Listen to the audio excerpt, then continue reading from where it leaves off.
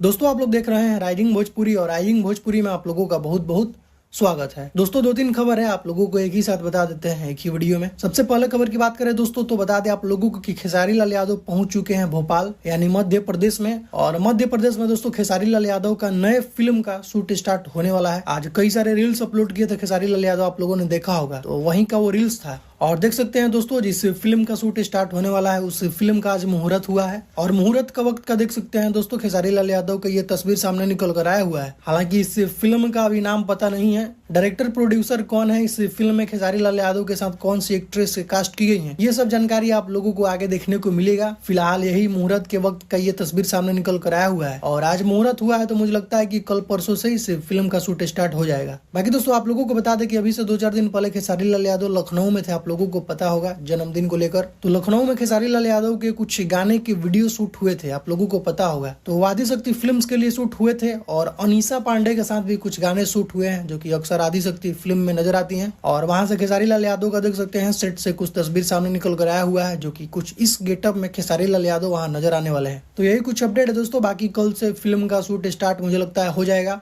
और आगे जो भी अपडेट्स होंगी फिल्मों से रिलेटेड आप लोगों को देखने को मिलेंगी। तो अभी का कुछ यही अपडेट है दोस्तों। तो इस वीडियो में सिर्फ इतना ही, मिलता है नेक्स्ट वीडियो में। Thank you so much.